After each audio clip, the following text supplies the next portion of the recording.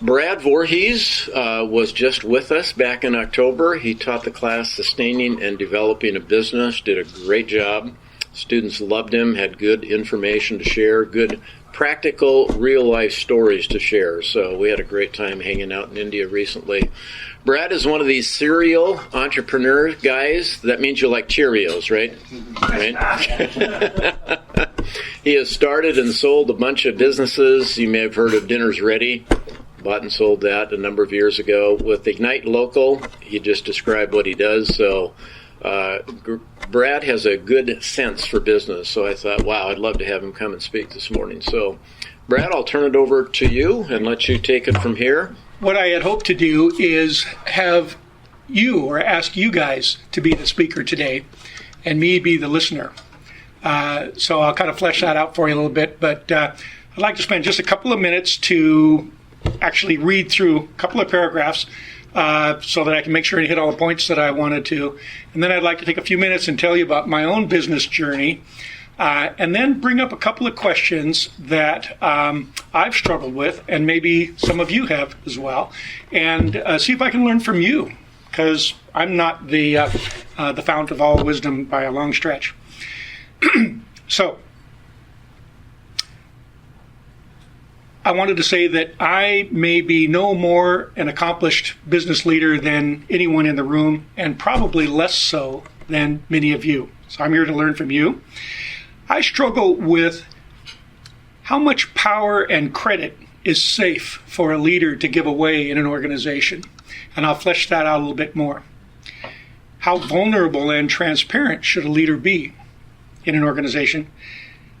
And kind of a secondary question, which has kind of been billed, I think, a little bit as a primary question here. How does an organization price products or services ethically? That's an interesting topic. So let me just read this short little part to you. We're told the best leaders give credit away and that they should empower the people in their organizations. This sounds well and good and very lofty, but in the real world, at what point does leadership self-effacement threaten leadership stability, and so stability of the organization? The three questions I just mentioned are born of difficult experiences I've had in business, experiences that rightly called for self-examination on my part, and also examination of natural group dynamics, organizational trust, leadership naivete, and more. My failure to address these questions before challenges to my leadership arose has cost me 2 organizations founded and led to success by me in the past 10 years. So as I lead my current organization, I want to make sure the lessons inherent in those experiences have been incorporated into how I lead now. But there's a danger that I could overcompensate in my efforts to lead or keep the difficult parts of my business past from repeating themselves, and in the end become dictatorial and lack in leadership humility. So I'd like to hear from you, other leaders who may have experienced similar challenges and trials, because I think discussing these issues together can help us all see the picture maybe from viewpoints that we haven't considered before, and so gain perspective and wisdom in how we lead going forward.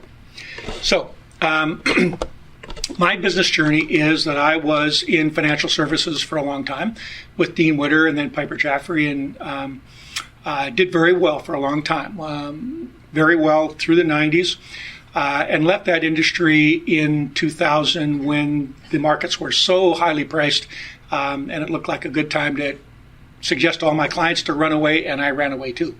And it turned out to be a good decision. And so I went through a number of kind of entrepreneurial enterprises following that, and started a company called Dinner's Ready. Maybe some of you saw it in the area back in 2003. Founded that company. We grew to 37 franchise locations in 8 states in 3 years. It was a very fast-growing industry, actually the fastest-growing industry of the first 5 years of this new millennium, from 2000 on. And had a partner where I was 51% owner and he was 49. And through a little bit of what seemed to me a little bit of sleight of hand, I became less than 51% owner with the help of an attorney on his side.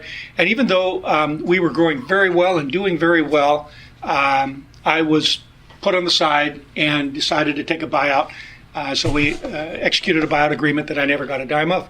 And now the organization has been grown from 37 locations to 1. So that was an interesting experience for me in a situation where we were going great gangbusters. We had a great product, better than the competition. And yet the main person that I was working with decided that I shouldn't be in leadership. And so I don't think that I should just be pointing at him as the one who was wrong, but asking myself the question, why did he come up with that idea?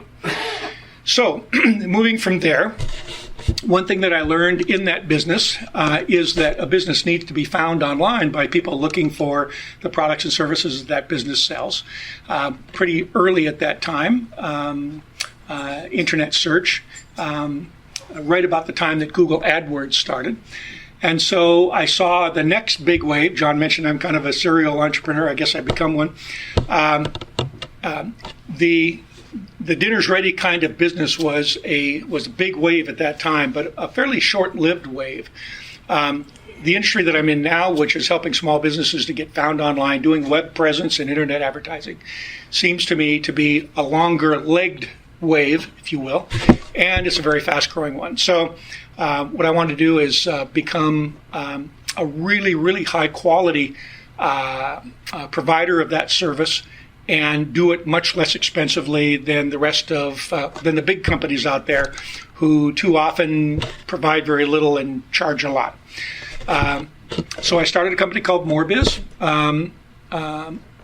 about 5 years ago, and grew that company very rapidly. Brought together a team of 3 other people who had a different worldview than me. I think, if you know what I mean.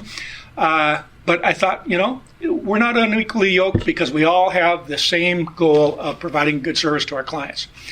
But fool that I am, I kept 40%, gave each one of them 20, and we grew the company pretty darn well and got to the end of 3 years, and I decided we grew the company with an idea of having a lot of geographic flexibility, where it was a virtual business, we didn't have an office, and we could do each of our own parts of that anywhere in the world at any time. So I was the first one to test that out. I went to with my wife on a 5-month mission trip, but worked my full amount that I should while I was gone.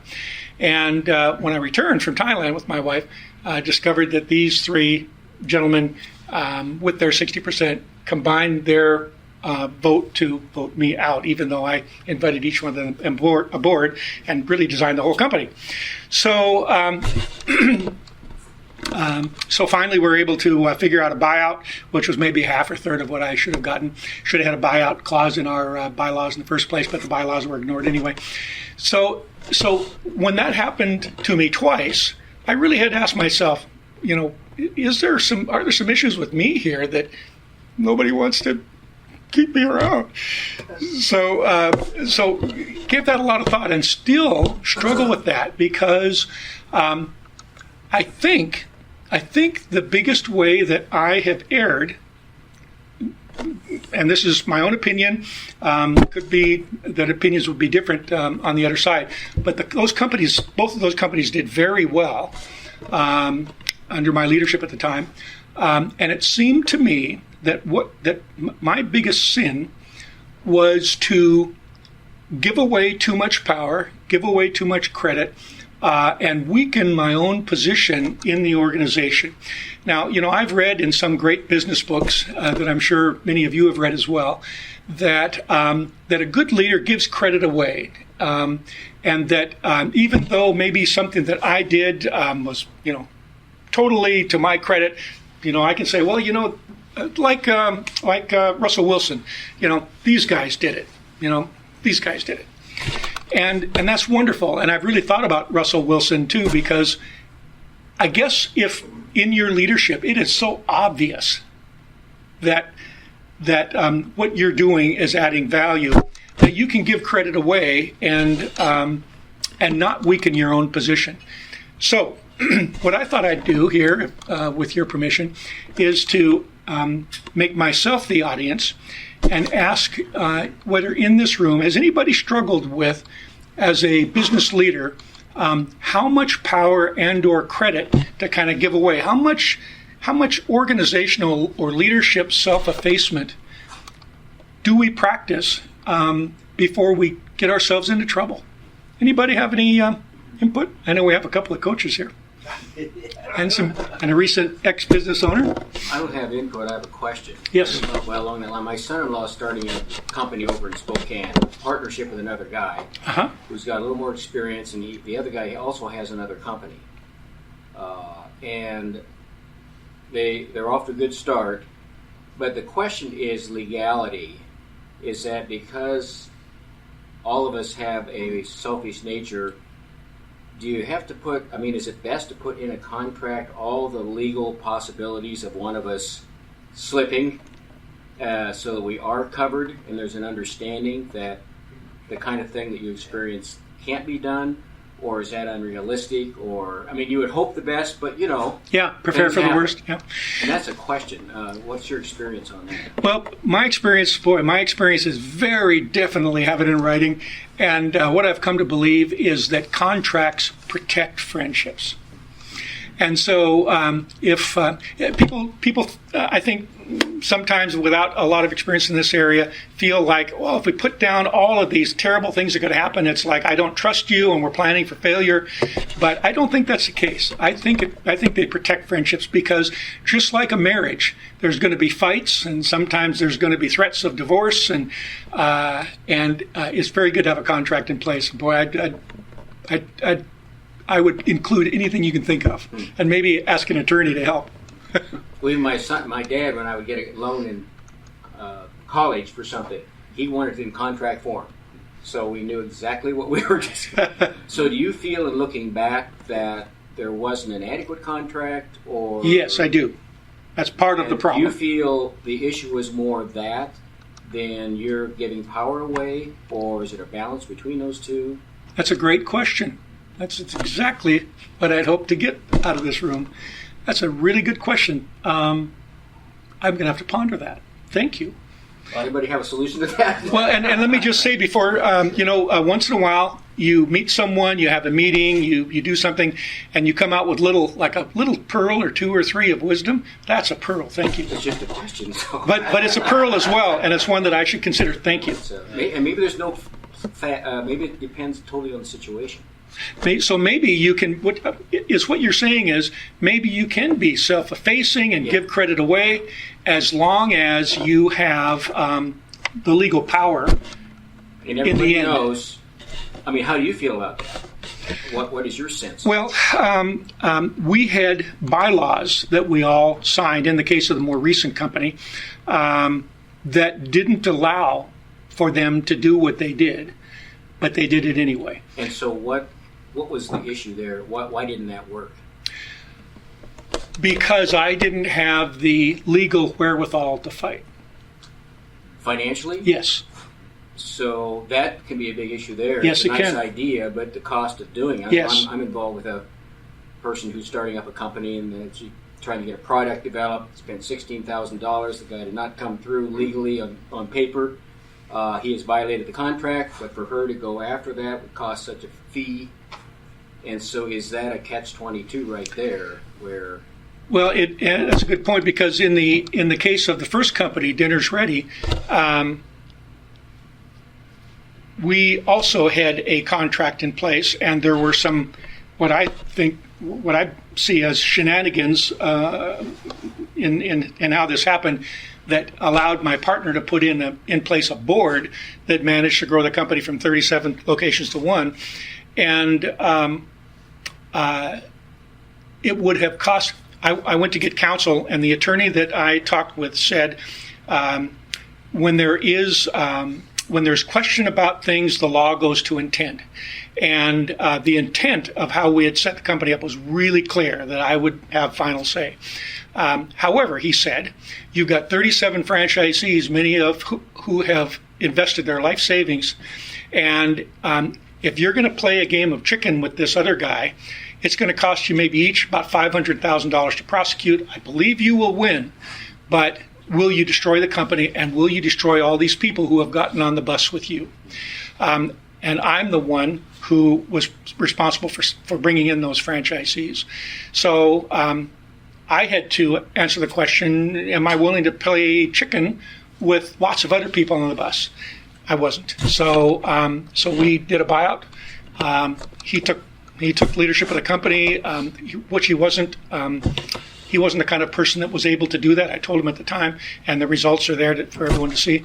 But at least the franchisees weren't immediately destroyed. It took a while. They were eventually. What's that? They were eventually. They were eventually destroyed. So maybe it was the wrong choice after all. Why were they eventually destroyed? Competition? Lack of leadership.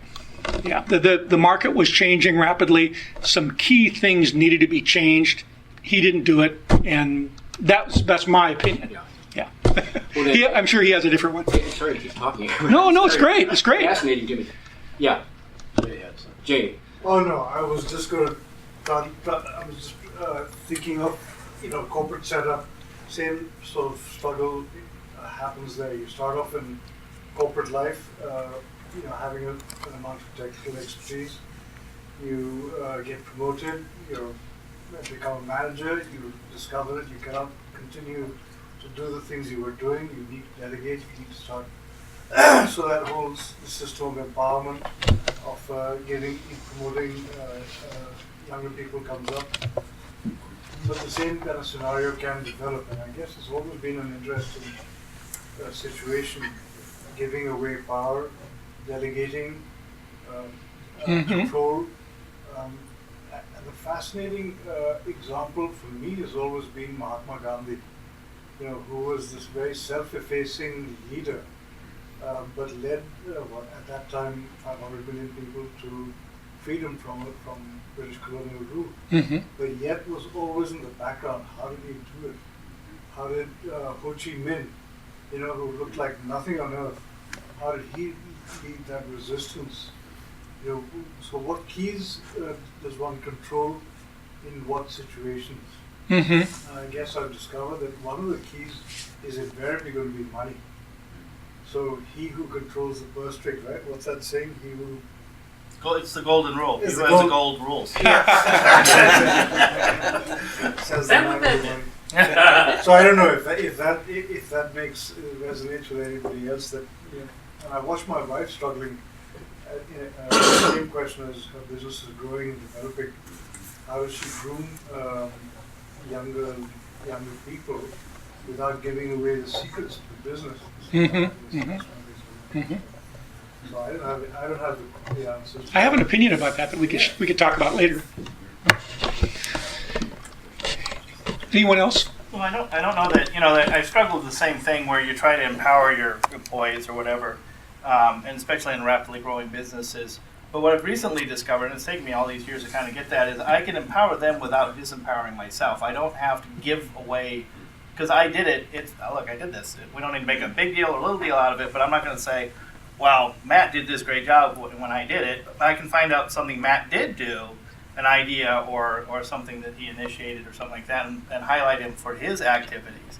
I find that that's much safer for me in a leadership position, but also it's much more authentic, because if I say to, hey, Matt, you did a great job in that Kickstarter, he's going to look at me and go, oh, thanks. And he's going to look at everybody else, and they're all going to go, yeah, that was great. And he's going to say to himself, I didn't do anything with that thing. I'm a fraud. They're going to find me out. And so he's not going to feel empowered. He's going to feel guilty. Right. So, but if I tell him, hey, you did a great job with your consulting this firm or with this last graphics campaign or whatever that he did do, then he's going to feel empowered. Does that make sense? Yes. And it seems like the other side of that could be that if he contributed meaningfully, or even if he did a kind of a pretty okay job and it wasn't really as great as you're saying it was, I wonder if a good leader in saying that sort of thing, as long as his own or her own power is not threatened, does that kind of bring that employee along and up and kind of raise maybe their own feeling of self-confidence and their own estimation of themselves and their abilities, and help them maybe to do better going forward? I don't know, just an idea. I think about the vision of a leader and the vision that he has with those that he's connected. It seems as though, I haven't had a scenario in which I have developed a business with a partner or partners or that sort of thing. But I've been in situations where I've brought in folks that I want to work with me to do something. So I have a vision of where I'm wanting to go, and I don't have the expertise to do all of it. Mm-hmm. So I need others to come in and participate in the vision that I'm going, and it's almost as though if they aren't a part or don't see that vision of where we're going, then they're not going to participate in that. Mm-hmm. And so to some extent, I'm reaching out to whether an extension of that is that I care about those that I partner with. So what do I want them to achieve with my partnership with them? How do I want them to grow in their vision for themselves? Because I imagine, and I just think I don't have kids either, but if I were to have a child, I would like to see that they would develop their skills or their ability in the direction where I thought that they were going. Mm-hmm. How can I make sure that they can reach those goals and reach that vision that they do? So in the same vein of partnership with others, if I'm working on a real estate development and I'm bringing in an interior designer, she's new to the development area. She's done houses, she's done this and that, but she's new to the development. She's been a lot older than me, a lot more mature in the business environment than me, but what do I see vision for her as an individual in her own company is I would like for her to grow and be successful and develop her own skills, and maybe through our partnership that happens. The question is that through the idea of giving over leadership, is it giving over leadership or is it giving over vision? In which that you're saying, I'm giving you over vision, therefore I'm no longer seeing where the company needs to go. I'm looking to you to see where the company needs to go. And I've now given up the steering of where it goes. And At least that I'm, portion of that portion Yeah. versus this is where we're going. I've got it mapped out 5-10 years. It fits. You're fitting into the theme of where we're going. If you're not fitting into the theme of where we're going, then you're not in that direction. Mm-hmm. Does that Yeah. make sense? That's good. That's good. Yeah, just a personal example with Chris McKenzie and Jay and Udi, who share the vision of Marketplace Connections, and it's been fun watching them for the last several months share leadership and vision within Marketplace Connections to start a meetup group in Bellevue in the last couple of months. And so it's like a next franchise iteration of Marketplace Connections, and just to see them pursuing that, just telling me what's going on, it's just been fun for me watching them do what they're doing. Alex, you're in that meetup group, Yes. I think, aren't you? Yeah.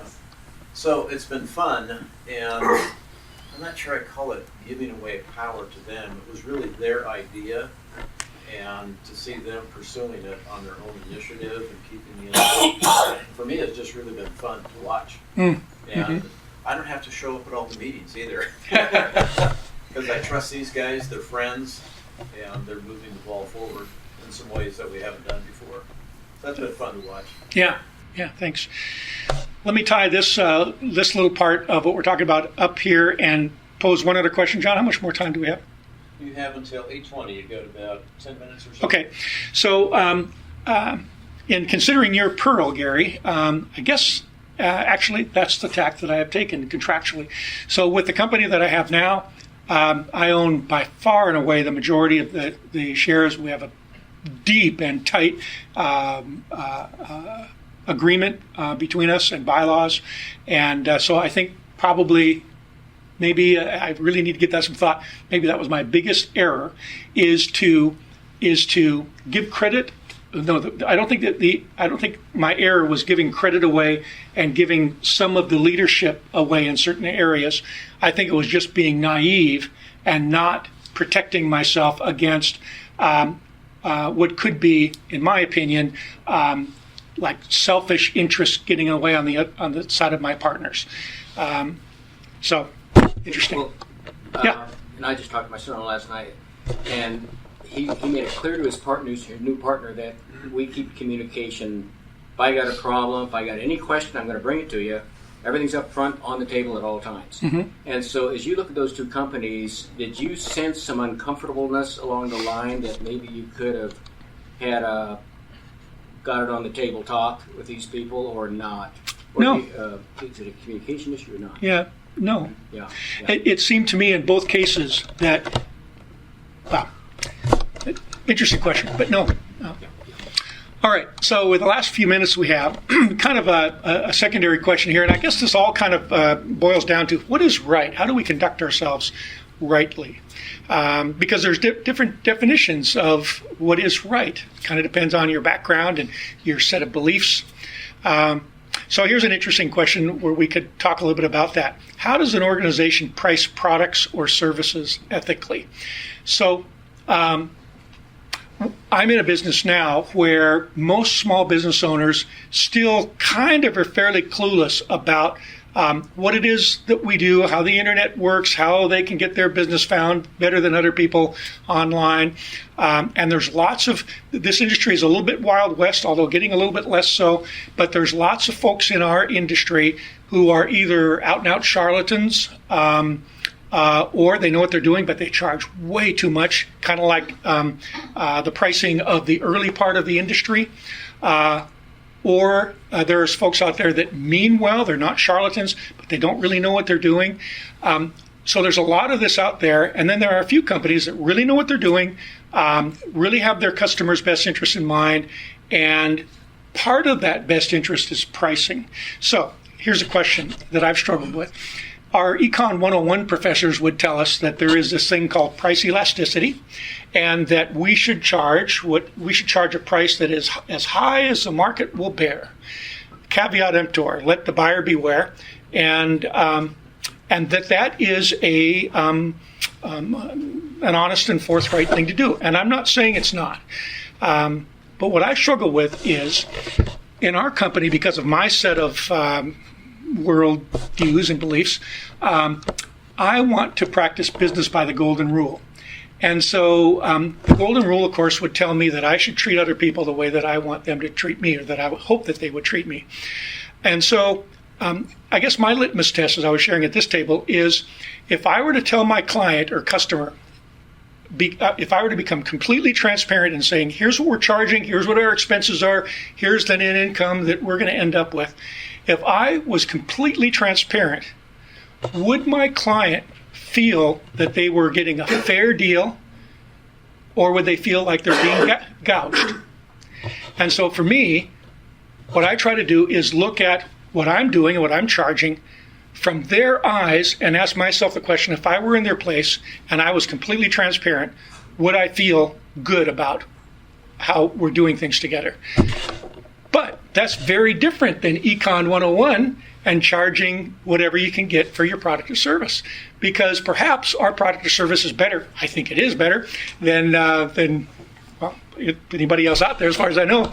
And we could charge more. But should we? Input?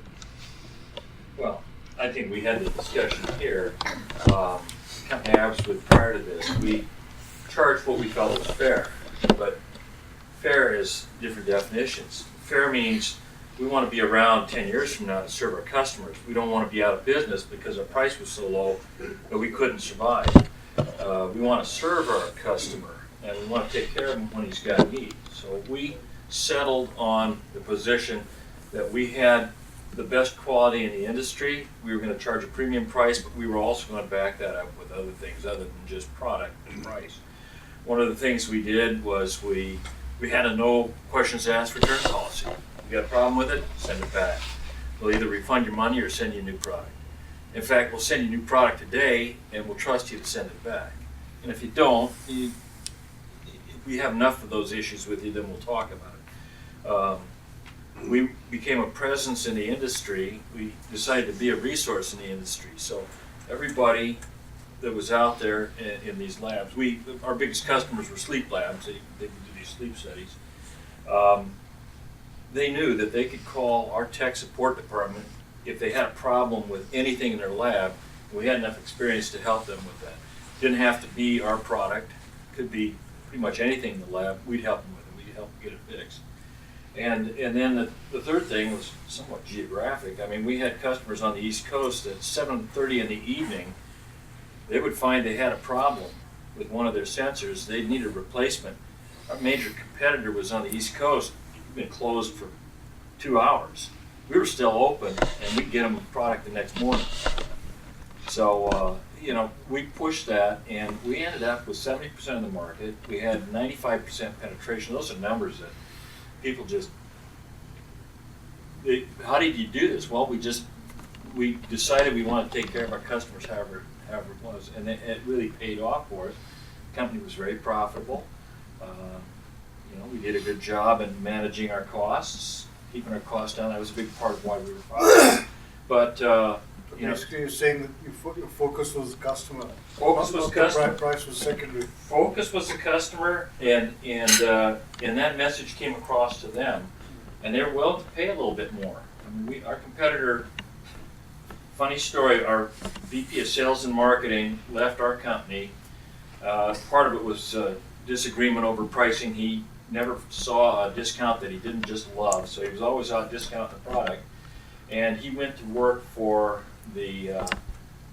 our competitor, who was the lowest price guy in the market. And what was the first thing he did to try to get more business? Lower the price even more. And they ended up. So I guess my question is, in the employment context, how does that translate?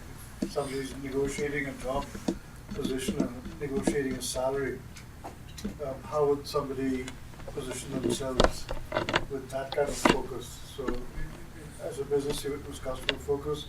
If it was somebody who's looking for a job, how could he differentiate himself or herself?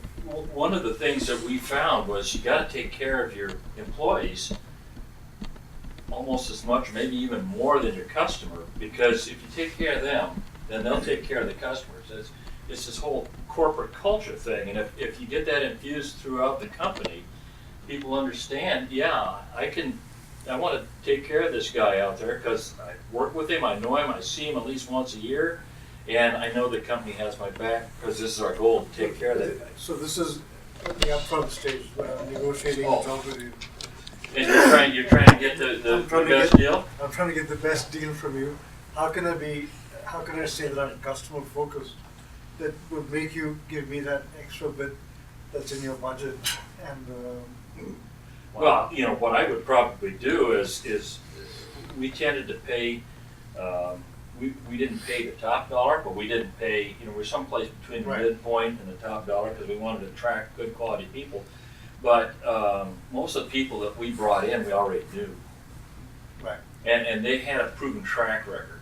And we weren't such a huge company that people would have to differ with us. I mean, we usually knew who we wanted, and we worked with them and give them quality. The other thing we did is we had a profit sharing bonus plan with our employees, and if the company's profit went up, they could get an extra 5 to 10% a year. So you had an incentive scheme. And so we had an That's incentive, and it didn't, it wasn't necessarily giving the company away. Right. The owner did share equity in the company, but it was in the form of phantom stock, so it didn't kick in until the company sold or until you left. Okay, thank So you. he had full control. Great. Phantom stock for you. Pardon? I got some phantom stock for you. If you looking good, I might take it. Great input, everyone. I've got like 30 seconds to wrap up. So for me, anyway, the answer to to my first question, how much credit, power, what have you, can a leader give away? As much as he or she wants, as long as there's a strong contract in place where people can't pull the rug out from under you, which I've experienced. That's at least what I think. The way we do pricing, trying to shoot for a 15 or 20% profit margin, which is good and healthy in our industry, not 50 or 60%, which we could get. We're currently at about 10, so we kind of need to work up a little bit. But shooting for a fair profit margin and being ready to be transparent with the client at any time, so that if they took a look, they wouldn't think they were being gouged, but maybe actually thought that they were getting pretty darn fair, if not even pretty good deal, is the way that makes me be able to sleep at night. So those are the ways that I've answered that question, and but I've really appreciate your input. I've learned a lot. Thank you.